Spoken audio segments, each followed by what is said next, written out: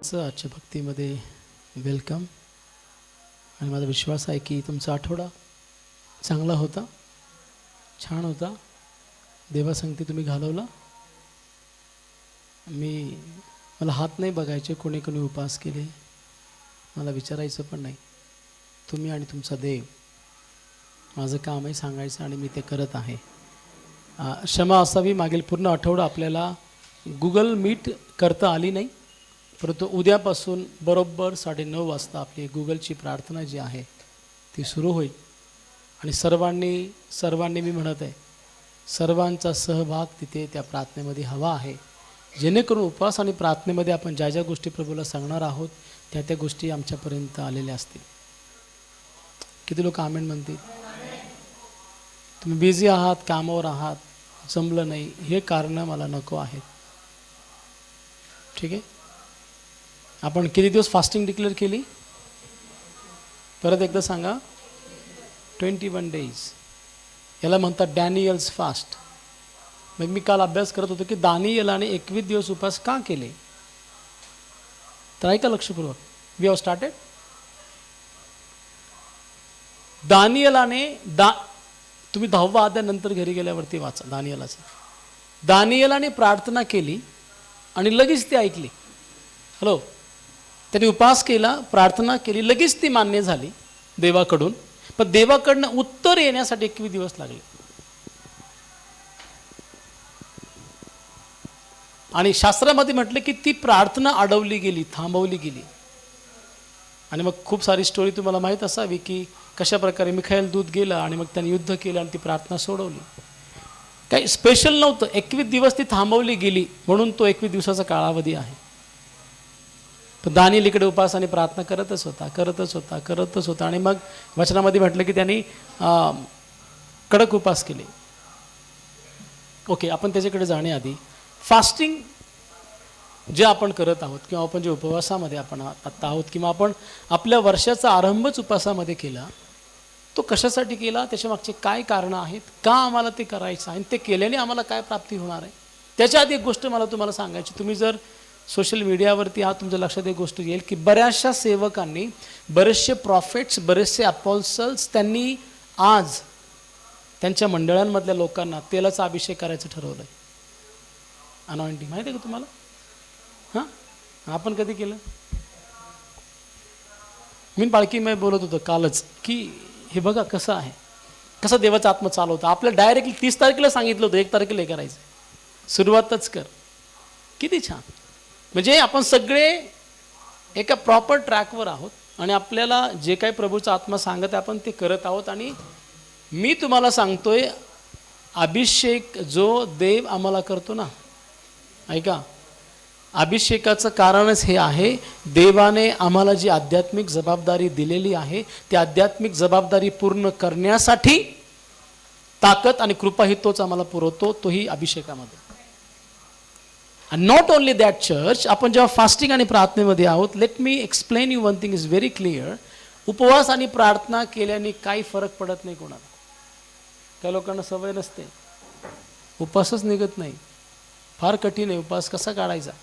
तर मी तुम्हाला सांगेल, जेव्हा तुम्ही उपवास करून परमेश्वराकडनं कृपा मागताना तर तुम्हाला कळत नाही संध्याकाळ कधी झाली आणि जेवायची वेळ झाली का पण तुम्हाला सांगावं लागेल. आमेन. दानिएलाने उपवास केला. तो म्हटला की मी मांस खाणार नाही उपवासात, मी गोड खाणार नाही उपवासात. अशा प्रकारे त्यांनी बऱ्याचशा गोष्टी अवॉइड केल्या. तुमचा उपवास मला माहीत नाही कसा.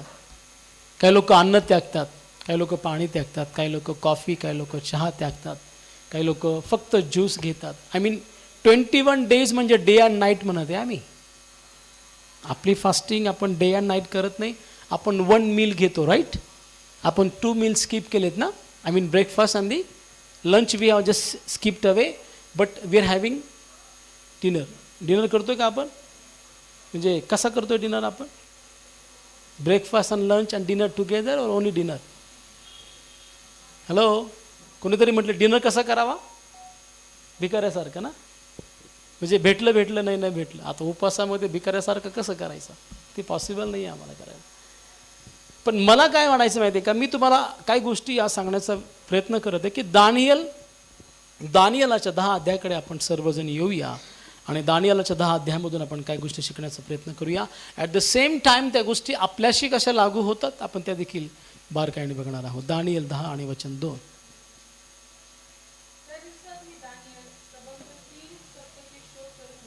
किती सप्तके? म्हणजे 3 आठवडे. दानियलाने 3 आठवडे शोक केला. पहिली गोष्ट ही, दानियल दुःखी आणि व्याकुळ होता. त्याच्या उपवासाचं कारण काय? माझ्याकडे सगळ्यांचं लक्ष हवंय मला. पहिली गोष्ट हे समजून घ्या, दानियल, शद्रक, मेशक आणि अबेदनगो ह्या चौघ्या इब्री तरुणांना पकडून बाबेलमध्ये गुलाम म्हणून घेऊन जाण्यात आलं होतं. आणि बाबेलमध्ये गेल्यावरती बाबेलचा राजा नबुकदनेसर किंवा दारेवेश जो बदलत गेला, जे काही त्यांना सांगे ते त्यांना करावं लागे. आणि अशा व्याकुळ परिस्थितीमध्ये असताना Daniel was very much upset and disappointed, किंवा ही वॉज व्हेरी मच आपण म्हणू की तुटलेला होता.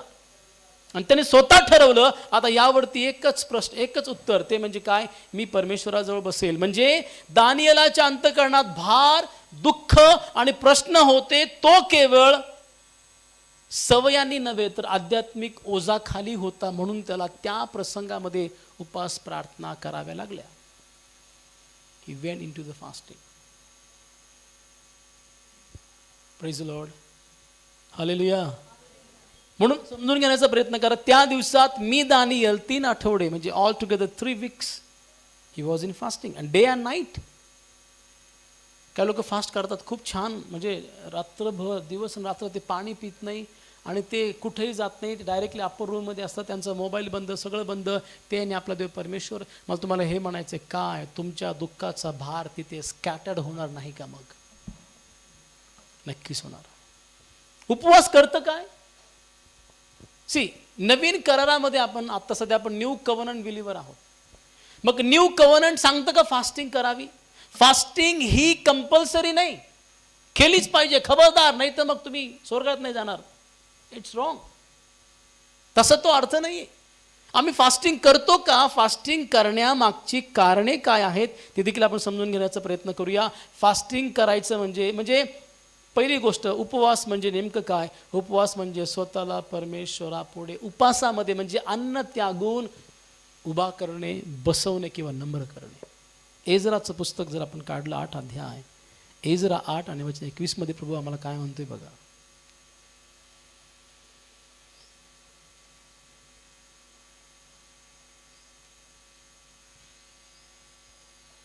एजरा 8:21.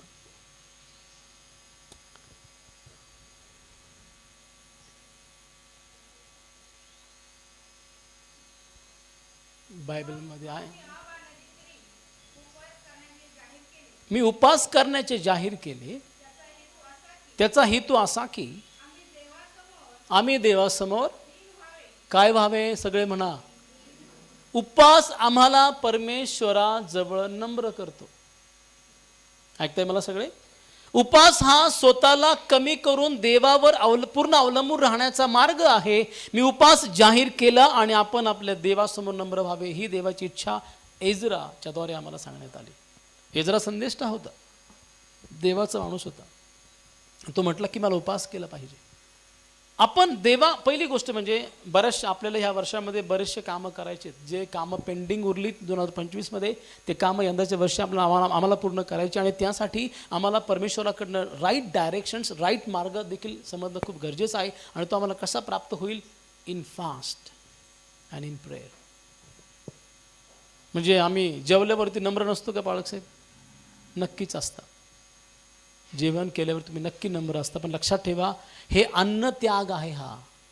हे तुम्हाला जेवण पत्नीने किंवा पतीने दिलं नाही म्हणूनच नाही, हे तुम्ही अन्न त्याग जाणून बुजून करत आहात. मला माझा ब्रेकफास्ट स्किप करायचा आहे, मला लंच पण नको आहे, मला माझा डिनर पण स्किप करायचा आहे, आणि मला फक्त प्रभूजवळ बसायचं आहे. आणि तो व्यक्ती जो देवाजवळ अशा प्रकारे बसतो, उत्खनन करत राहतो, अशा व्यक्तीला देव स्वर्गाचं रहस्य प्रगट नक्कीच करतो.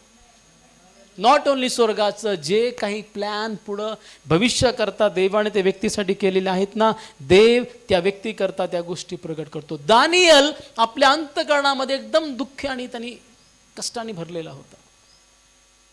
त्याने 3 आठवडे निवडले फास्टिंगचे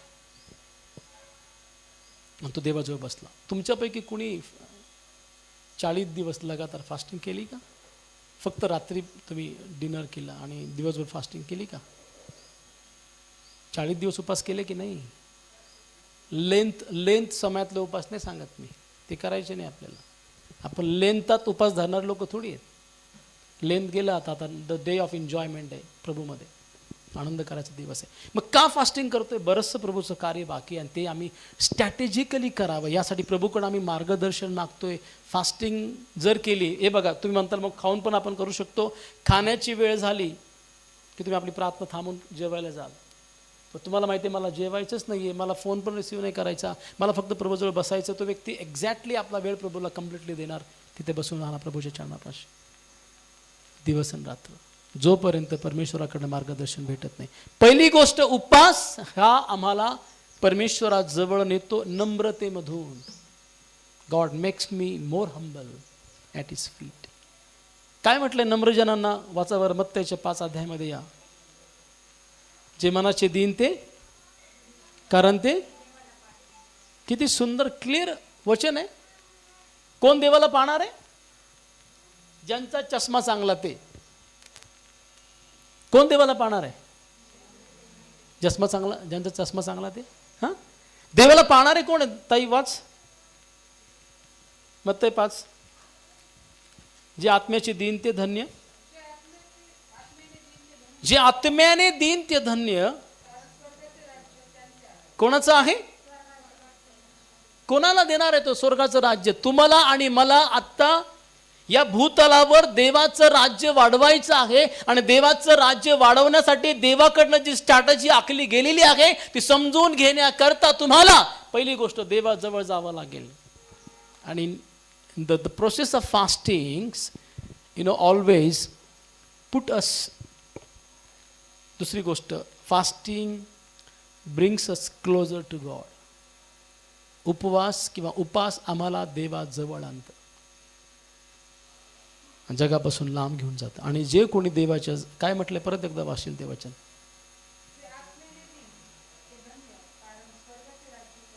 व्हॉट द वर्ड्स नंबर 3. जे आत्म्याचे दीन ते धन्य, कारण स्वर्गाचे राज्य त्यांचे आहे. आणि आत्म्याची दीनता प्राप्त करता करता आपण वचन 8 कडे जर आलो तर ते पण आम्हाला मिळते. वाचा.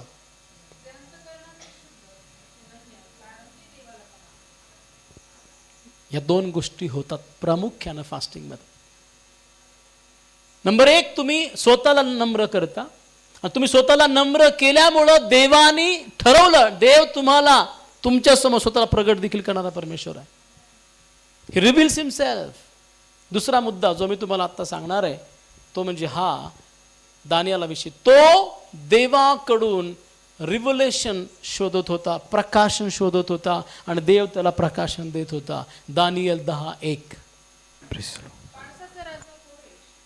कारकिर्दीच्या 3ऱ्या वर्षी बेलशस्सर हे नाव मिळालेल्या दानियेलास एक गोष्ट प्रकट झाली. एक गोष्ट प्रकट झाली. ती गोष्ट सत्य असून मोठ्या युद्धाविषयीची होती. त्याला ती गोष्ट समजली.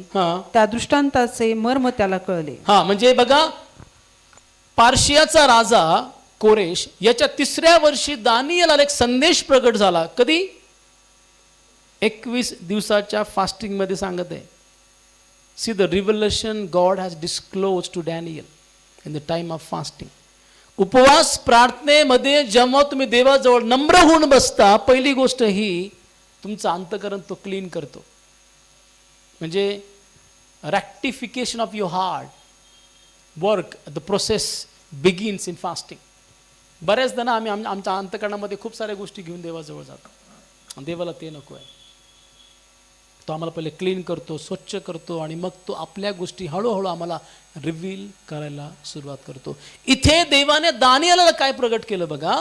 तो संदेश खरा होता व मोठ्या संघर्षाविषयी होता आणि त्याला त्या दर्शनाचा अर्थ समजला. त्याला म्हणजे दानियेला मी एक सांगू तुम्हाला, 21 दिवसात तुम्ही भविष्यवाणी ऐका, तुम्ही आपल्या जीवनात ह्या फास्टिंग आणि प्रार्थनेमध्ये पुष्कळ दर्शन बघणार आहात. आणि पुष्कळ दर्शन तुम्ही पूर्ण होतानाही पाहणार, अनुभवणार देखील येशूच्या नावामध्ये. I declare in Jesus name. दानिएलाला भविष्याबद्दल समज हवी होती की देवा पुढे काय आता, मी तर गुलाम आहे, बंदीवानामध्ये आहे, आणि ह्या राजाने अशा प्रकारे फरमान काढला, तर मी पुढे काय केलं पाहिजे. देवाने प्रत्येक गोष्ट खट खट खट ओपन केली आणि रिव्हील करून टाकली त्याला. देव त्याच्या प्रिय व्यक्ती संगती गुपित शेअर करतो, तो झाकून ठेवत नाही. आमेन. पास्टरांनीच का प्रॉफेसी करावी, देव त्यांनाच का प्रगट करतो, आम्हाला का करत नाही, तुम्हाला पण करणार. फक्त तुम्ही त्याचे प्रिय बनणं गरजेचं आहे. Come to him, closer to him. आणि ते म्हटलं की भविष्याबद्दल समज त्याला होता, देवाची इच्छा कळावी असे त्याला वाटत होते, आणि उपवासामध्ये त्याला ती अंडरस्टँडिंग, ऐका, त्याला एकच भूक लागली, उपवासामध्ये पण भूक लागते, तीही देवाला जाणून घेण्याची, अन्नाची नव्हे. आमेन. आणि तीच की काय आपण आपल्या जीवनामध्ये आत्मसात करणं गरजेचं आहे. बायबल क्लिअर कट सांगते, मत्तेच्या पुस्तकामध्ये म्हटलंय 6 अध्यायामध्ये की जेव्हा तू उपवास धरतोस तेव्हा डोंग्यासारखं वागू नकोस, आपल्या डोक्याला तेल लाव, आपलं तोंड धु, आणि आपल्या रूम मध्ये जा, आपल्या गुप्तदर्शी पित्याशी बोल. Talk to your God in secretly. But when you talk to God secretly church, he will answer you privately. जरी तो तुम्हाला प्रायव्हेटली आन्सर देत असेल, पण ते आन्सर अनेकांपर्यंत जाणारं आन्सर असतं. म्हणून दानिएलाने ज्या ज्या गोष्टी परमेश्वराकडनं आपल्या जीवनामध्ये आत्मसात केल्या, देव त्याला तिथे समज देत गेला, आणि समज त्याला देवापणे दिली. एवढंच नव्हे, पुढे दुसरा मुद्दा फार महत्त्वाचा, उपवास जो आम्ही करत आहोत. पालखी मला नेहमी सांगतात, फास्टिंग करताय मग बाहेर जायचं टाळा. कामामुळे बऱ्याचदा बाहेर पाडावं लागतं, पण नियम हाच आहे की फास्टिंगमध्ये आपण देवाच्या जवळ बसा. प्रेषितांचे कृत्याचा 13 अध्याय आणि वचन 2 मध्ये काय म्हटले बघा, उपवास करत असताना आपण तो प्रार्थनेसह करावा. ते प्रभूची सेवा व उपवास करत असता पवित्र आत्मा म्हणाला की, बर्नबा व शौल ह्यांना ज्या कार्यासाठी मी बोलवले आहे त्यासाठी त्यांना माझ्याकरिता वेगळे करून ठेवा. फक्त अन्न खाणे टाळणे नव्हे, तर अधिक वेळ प्रार्थना व देवाच्या वचनात घालवणे आवश्यक आहे.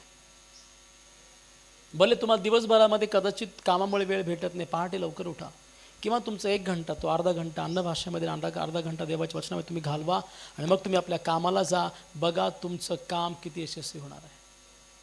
Hello, praise the Lord. तुमच्या उन्नतीचा मार्ग देवाच्या हातात नाही, तुमच्या हातात आहे. तुम्ही जे घोषणा तुमच्या जीवनावरती कराल, तुमच्याशी तंतोतंत तसंच होणार आहे. तुम्ही कामाच्या ठिकाणी आहात ना, तुम्ही चमकणार तिथे.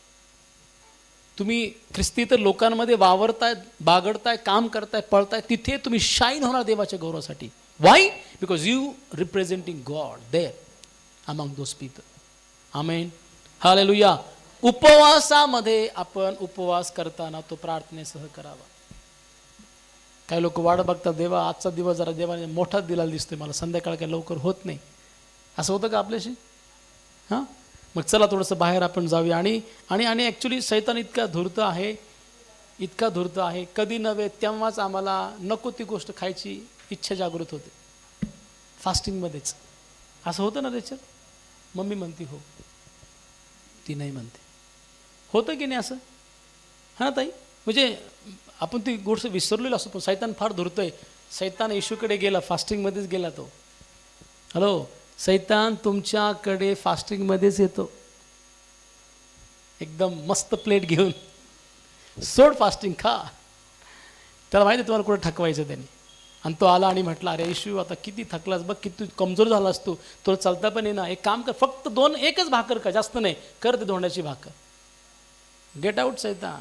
वचनाने डायरेक्ट उत्तर दिलं, मनुष्य फक्त भाकरीने नव्हे तर देवाच्या वचनाने जगेल. मग तुम्हाला फास्टिंगमध्ये खायचंय, पण काय खायचंय? देवाचं वचन. आणि देवाचं वचन खाताना तुम्हाला प्रार्थनेमध्येही बसायचं आहे. जे कोणी हे भोजन खातं ना, त्यांना पुन्हा कधी भूक लागत नाही, आणि त्यांच्यासारखा स्ट्रॉंगेस्ट व्यक्ती जगामध्ये कोणीच नाही. काही सेवकांना मी ओळखतो ते कंटिन्युअसली फास्टिंगमध्ये आहेत. 365 days, ओनली 1 meal समटाईम, किंवा मग ज्यूस असेल किंवा whatever things like liquid they just takes intake, लिक्विडचं फक्त आहे. But very dynamically God uses them, not because of they fasted. उपवास केला म्हणून उपयोगात देवाने आणला असं नाही. हे एक समजून घ्या. काही लोकांचा समज मला काढायचा आहे. आम्ही बऱ्याचदा, आता आपण न्यू कव्हर्नमेंट बिलीव्हर आहोत.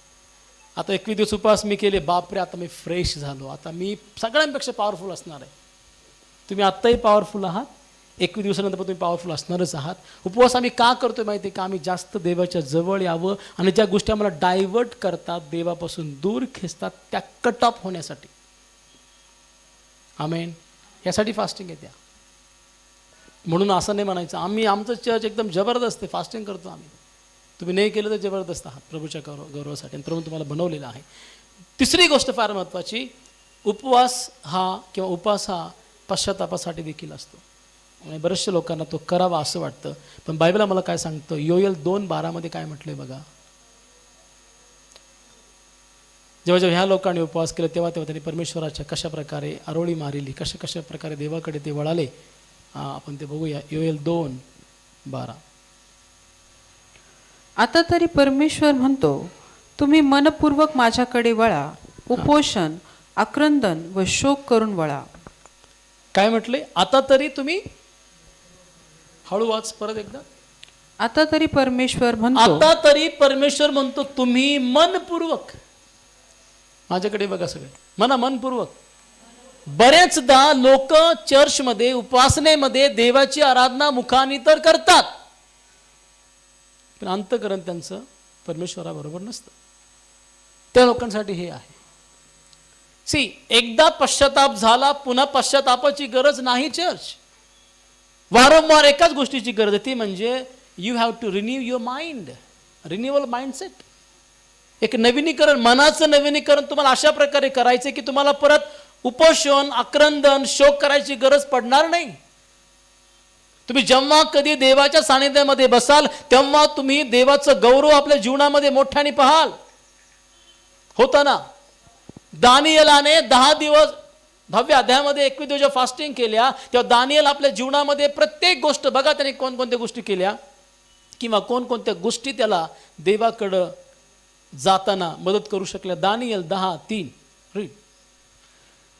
3 सबंध सप्तके संपेपर्यंत मी स्वादिष्ट अन्न मुळीच खाल्ले नाही. बघा, त्यांनी स्वादिष्ट अन्न त्यागलं, त्यांनी मांस त्यागलं, द्राक्षरस त्यागला, आणि तो म्हटला याचा कोणताही घास माझ्या तोंडात गेला नाही. मी 3 आठवडे होईपर्यंत, असंही म्हटलंय, त्यांनी स्वतःच्या डोक्याला तेल पण लावलं नाही. म्हणजे आंघोळ नाही केली का? तो भाग वेगळा जुन्या करामधला. नवीन करामधला तेल लाव ते भाग वेगळा, त्याचा वेगळा अर्थ होतो किंवा वेगळा त्याचा स्टडी आहे, त्याच्याकडे आपण जात नाही. समजून घेण्याचा प्रयत्न करा. देवाची इच्छा ही आम्ही देवाकडं पूर्ण उपवासात जावं. पूर्ण उपवास म्हणजे त्यांनी बघा काय काय त्यागलं या ठिकाणी, पण स्वतःला, याचा अर्थ हा, त्यांनी स्वतःला सुखापासून दूर ठेवलं. म्हणा सुखापासून, the pleasure of the flesh. हे खायचं, ते खायचं, ते खायचं, ते खायचं, त्यागलं त्यांनी ते सगळं. म्हटलं नाही, मला आज सगळं त्यागायचं आहे.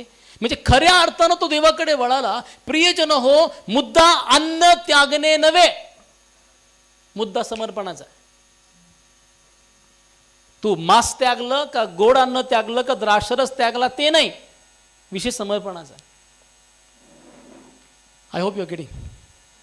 पूर्ण अंतःकरणापासून देवाकडे वळ म्हटलंय. योएल म्हणतो 2:12 की तू पूर्ण अंतःकरणापासून देवाकडे वळ. म्हणजे जो व्यक्ती अंतःकरणापासून देवाला समर्पित होतो फास्टिंगमध्ये, गॅरंटी चर्च, मी तुम्हाला सांगतो, मला आज पण आठवतं, मी जेव्हा बायबल कॉलेजमध्ये प्रथमच होतो 97 मला कोणी सांगितलं नाही, परंतु मी ठरवलं होतं की मी फास्टिंग करणार, आणि मी 7 दिवस नॉनस्टॉप डे अँड नाईट फास्टिंगमध्ये होतो. आणि मी इवन पाणी पण त्यागलं तिथे. हार्डली मी रेफर केलं पाणी, एकदम व्हेरी लेस. म्हणजे मी म्हणतो 8 दिवसामध्ये मी कदाचित, मला असं वाटतं की 2 बाटल्या फक्त पाणी पिलो असेल. माझे आमचा क्लास संपायचा आणि आमचे मित्र जेवायला जायचे आणि मी एकटा डॉर्मेटरीच्या मागं जंगल आहे, त्या जंगलामध्ये देवाकडे प्रार्थना करायचो, प्रिचिंग करायचो, रडायचो देवापुढे, देवाची कृपा मी मागायचो. तेव्हा मला फार समज पण नव्हती. I was just hardly 16-17 years old. एक 17 वर्षाचा मुलगा देवाला काय मागणार, 16-17 वर्षाचा मुलगा, समज पण तेवढी नाही. पण एक कृपा देवाने दिली की मी फास्टिंगमध्ये प्रभूजवळ जावं. झालं असं की तिथं त्या फास्टिंगमध्ये गेल्यामुळं देवाचं सामर्थ्य मला कळालं, देवाचे प्लॅन मला कळाले, मी स्वतःला नम्र करू शकलो. आणि तिथं सगळ्यात बायबल कॉलेजमध्ये असताना मी आमच्या टीममधला एक लहान एक मेंबर असताना देवाने तिथे आमच्या टीमचा त्याच्या गौरवासाठी वापर करून घेतला. Fastings brings you closer to God. And not only that, fasting requires your dedication. Fasting requires your dedications. Amen. हे समर्पण बघा दानिएलाचं. तुम्हाला माहिती आहे का, जेव्हा दानिएलाला आणि त्या चौघांना पकडलं आणि त्यांना म्हटलं की पटकनी हे सगळं अन्न खा, रॉयल फूड खा, कारण तुम्ही राजासमोर उभे राहणार आहात, तुम्ही धष्टपुष्ट दिसले पाहिजे. हे चौघ काय म्हटले, आम्हाला रॉयल फूड नाही, आम्हाला शाक भाजी द्या, तरी आम्ही यांच्यापेक्षा बेस्ट दिसू. कसं काय पॉसिबल आहे, तुम्ही द्या. त्यांना काय माहिती आहे, प्रार्थना करून खातात म्हणून प्रार्थना करून चटणी असली तरी खायची, तुम्हाला पोटाला त्रास होणार नाही. ज्यांच्या पक्षाचा देव आहे ते हमेशा टॉपवर असतं. वचनामध्ये म्हटलंय, जेव्हा उभं राहण्याची वेळ आली ना सगळ्यांना बघण्याची, तर ज्यांनी मांस खाल्लं ना ते कुडकुडे होते, आणि ज्यांनी शाकभाजी खाली ते स्ट्रॉंगेस्ट होते. It's matter of dedication. Praise the Lord. तुम्ही काय त्यागता. मी आता नवीन करारामध्ये तुम्ही, मी हे म्हणत नाही, आता पाळकसाहेब म्हटले स्वादिष्ट भोजन त्यागा, मांस त्यागा आणि द्राक्षरस त्यागा. मग आपण काय खायचं संध्याकाळी, मोठा प्रश्न आहे. हां, मग खायचं काय. मी म्हणतो तुम्हाला असं, तुम्ही सगळं खा, पण फास्टिंगमध्ये तुमचं समर्पण टॉप लेवलला ठेवा. तुम्ही कुठल्या भागात जाताय का दुसरीकडे कुठे जातात, मला ते त्याचं घेणं नाही फास्टिंग सोडायला. But the matter is this, your dedications towards God. Amen. चौथी गोष्ट फार महत्त्वाची, तिसरी आपण बघितली पश्चातापाची. दानिएलाने काय केलं, दानिएलाने उपवास करून तो देवाकडे वळाला, आणि देवाकडे वळाला नाही तर तो देवाकडे जाताना इतका नम्र होता. वाचूया आपण ते वचन, दानिएल 9 आणि वचन 3 वाच प्लीज. हे जाणून मी आपले मुख प्रभू देवाकडे लावून प्रार्थना, विनवण्या, उपास, गोंताट नेसणे व अंगावर राख उधळणे हे चालू केले. तुम्हाला माहिती आहे का गोंताट नेसणे, गोंताट माहिती आहे का. फास्टिंगमध्ये काय ताटाविषयी बोलताय ते तर नको आहे, हा फक्त ताट माहिती आहे. गोंताट पाहिले का नाही सूरज, गोंताट पाहिलं. सॅक क्लॉथ म्हणतात त्याला. गोणी माहिती आहे ना, गोणी कोणती, कांद्यांच्या गोण्या असतात, आत्ताच्या नव्हे त्या जुन्या. काय म्हणतात त्याला, पोत. अजून एक शब्द आहे द वरून आहे काहीतरी, हां ब वरून का, बारदान का, येस, पोत. गोंताट म्हणजे पोत्याचे वस्त्र. आणि अजून एक नियम होता, डोक्यात राख ओतून घ्यायची. हे साईन आहे शोकाचं. जे तुम्ही बघा योनाच्या पुस्तकात, तुम्ही योनाचं पुस्तक घरी गेल्यावरती वाचा. राजाने गोंताट नेसलं, राजवस्त्र काढली आणि तो राखेमध्ये बसला आक्रंदन करत की देवा हॅव मर्सी प्लीज. म्हणजे सॅक क्लॉथ किंवा राख ओतणे हे शोकाचं प्रतीक आहे. आम्हाला अशा प्रकारे शोक नाही करायचा नवीन करारामध्ये. आता घरी गेल्यावरती पाळकसाहेब म्हटले गोणा, आता गोण्या शोधा, हा करा कपडे आणि घाला गोण्या आणि राख कुठून शोधायची. आता ते डोक्यावर पडलेलं काम असेल. नवीन करार आम्हाला ते करायला सांगत नाही. हे सगळं जे आहे ना, चिन्ह जे आहे ना, पहिली गोष्ट म्हणजे ही आमचे सगळे दुःख, आमचे सगळे उसासे, आमच्या सगळ्या वेदना प्रभूने स्वतःवरती घेतल्या. मला उपवास यासाठी करायचे की मला माझ्या देवाला, माझ्या येशूला अजून जवळून जाणून घ्यायचा. हाच माझा एकमेव उद्देश आहे. आम्हाला आक्रंदन करायची गरज नाही. आता गोंताट नेसणे, अंगावरती राख उधळणे हे आता दानिएला समान आम्हाला करायची गरज नाही. हा त्याचा अर्थ दुसरा पण आहे की नम्र त्यांनी स्वतःला केलं. म्हणजे राजाची वस्त्र काढणे आणि राजाने गोंताट नेसणे म्हणजे तो समान झाला, इतर लोकांच्या लेवलला येऊन बसला. माझं बायबल सांगते, माझ्या प्रभूने फिलिप 2 मध्ये असं म्हटलं, त्याने स्वर्ग सोडलं आणि दासाचं रूप धारण केलं आणि सगळ्यांचा दास तो झाला. जर तो दास झाला तर मी कोण. मला त्या दास्याच्या गुलामातनं काढण्याकरता तो दास झाला. आता मी फक्त दास नव्हे, आता मी सर्वंट आहे. सर्वंट पण नव्हे, आता मी पुत्र आहे. आणि पुत्रही नव्हे तर मी त्याच्या संगती आज राजा म्हणून स्वर्गामध्ये विराजमान आहे. ही आयडेंटिटी आज माझी तयार झाली आहे परमेश्वरामुळे, येशू ख्रिस्तामुळे. दानियेलाची पार्श्वभूमी वेगळी होती त्यावेळेला. त्याने हे सगळं काही केलं, अन्न तर त्यागलं पण त्याने आपले वस्त्रही काढले. आणि he was humbled, very down to earth तो होता. हे सगळं देवावर दबाव टाकण्यासाठी नाही बरं का. काय लोकांना वाटतं मी आता पाण्याचा थेंब पेन पिणार नाही, आज देवावर दबाव टाकायचा प्रयत्न करतो. काय लोकांना वाटतं की मी घराच्या बाहेर निघत नाही, आता मी स्वतःला रूम पॅक करून घेतलं, अप्पर रूममध्ये मी आहे. चांगली गोष्ट आहे अप्पर रूमची, नो प्रॉब्लेम इन दॅट. पण या सगळ्या क्रियेमधून तुम्हाला काय म्हणायचं आहे? नेहमी बोलतात विश्वास दादा की तुम्ही जर देवाकडे एखादी गोष्ट हवी आहे, तुम्ही देवाचा हात पिरगळू शकत नाही. देतो का टाकू बुक्का, असं नाही करू शकत. हे असं जबरदस्तीचं काम नाही आहे. तो म्हटलंय I have given you everything, मी तुला सगळं काही देऊ केलेलं आहे. दिसत का नाही? It's matter of our humbleness and the dedication. त्याच्याकडे थोडंसं लक्ष करा. त्या गोष्टी आपण व्यवस्थित सुधारवल्या, रॅक्टिफाय केल्या, तर डेफिनेटली देवाचं कार्य मोठं आपल्या जीवनामध्ये आपण बघणार आहोत. किती लोक आमेन म्हणतील? हालेलुया. चौथा मुद्दा फार महत्त्वाचा, ताई वाच मत्ते 6 आणि वचन 18.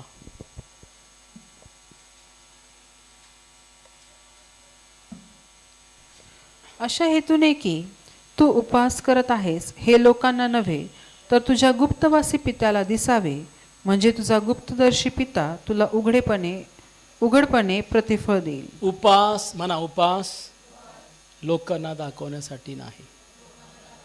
म्हणा सिस्टर ब्रदर, म्हणा एकमेकांना, माझा उपास तुम्हाला दाखवण्यासाठी नाही म्हणा. काय म्हटलंय? कुणाला दाखवायचं आहे मग तो? बऱ्याच जण आम्ही फास्टिंगमध्ये असताना आम्हाला कळत नाही, आमचं मग मरगळ आली, अशक्तपणा आला, चेहरा सुकला, पोट सुकले, पोटातलं पाणी संपलं. अरे तुला कुणी सांगितलं त्रास गेला एवढा? जा आणि पोटभर जेवण, झोप घरी जा. आत्ता सध्या थंडी जास्त आहे, त्याच्यामुळे आपला चेहरा सुकू शकतो, ते समजण्यासारखं आहे. पण लोशन आहेत ना लावण्यासाठी, की मग ते लावून तरी आपण बाहेर पडलो पाहिजे.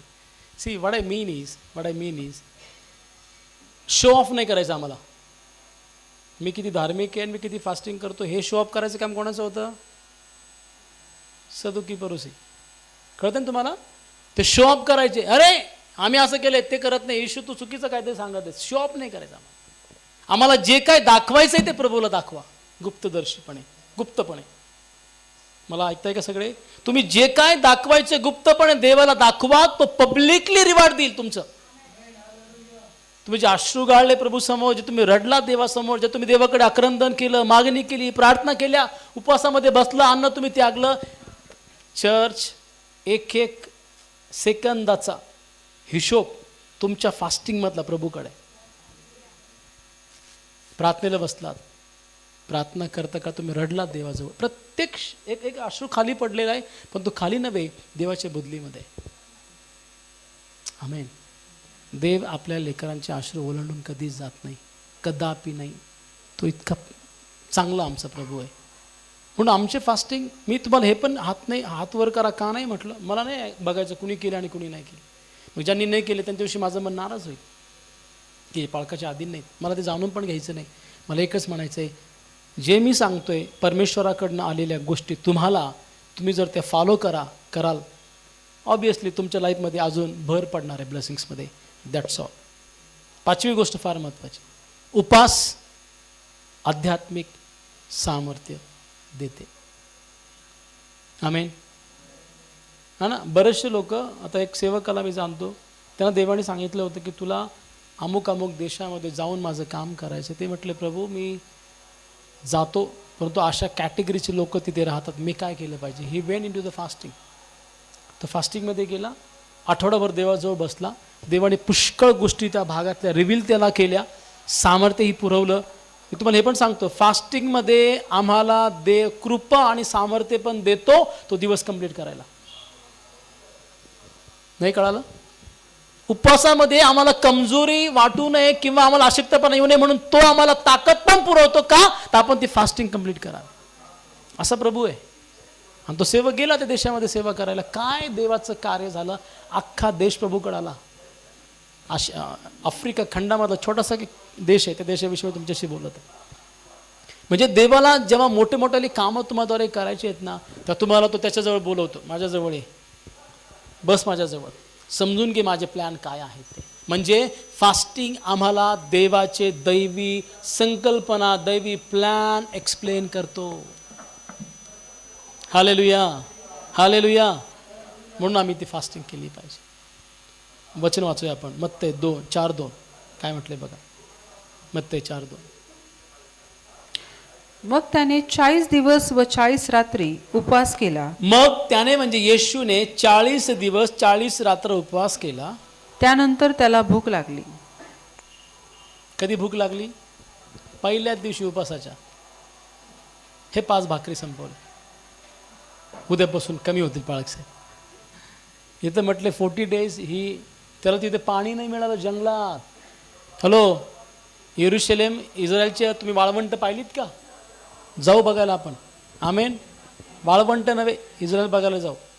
त्या इस्रायलच्या वाळवंटामध्ये प्रभू येशू येरुशलेमच्या दिशेने फिरत आहे.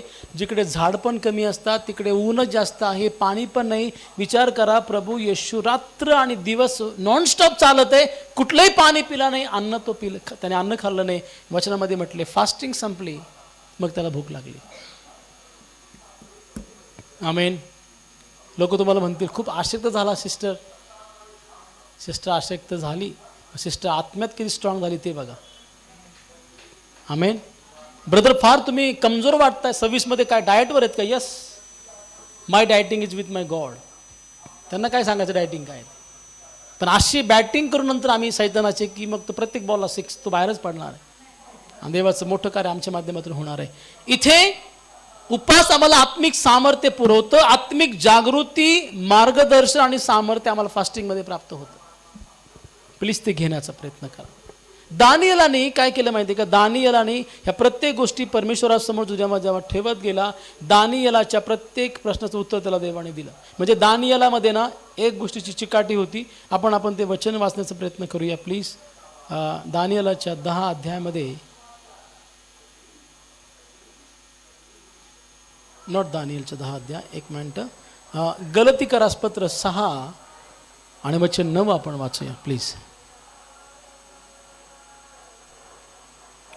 चांगले करण्याचा आपण कंटाळा करू नये, कारण आपण न खचलो तर यथाकाळी आपल्या पदरी पीक पडेल. बघा, म्हणजे पुढचा मुद्दा, दानिएलाच्या उपवासाच्या उत्तराला विलंब लागला. किती दिवस टोटल? दानिएल 10, 12-13 वाच.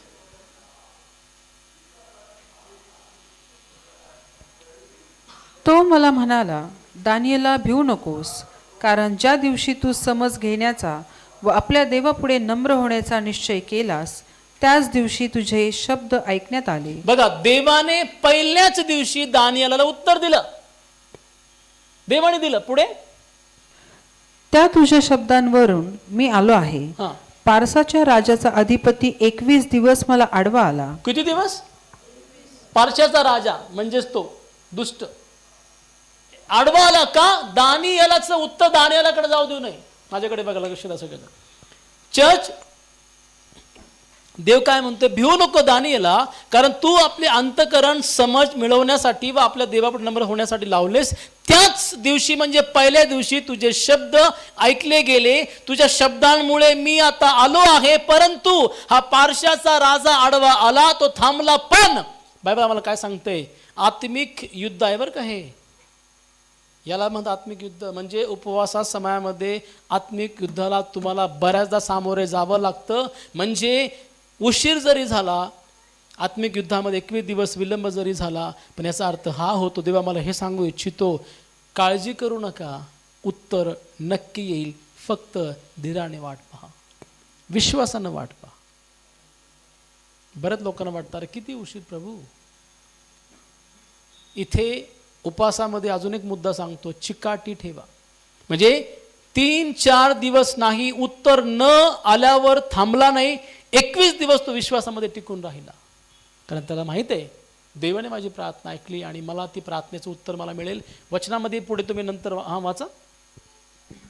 तेव्हा पहा, मुख्य अधिपतींपैकी एक मिखाएल माझ्या सहाय्यास आला. मुख्य अधिपती, मुख्य अर्च एंजल्स त्यापैकी नंबर 2 किंवा 3 whatever number you give, Michael माझ्या सहाय्यास आला.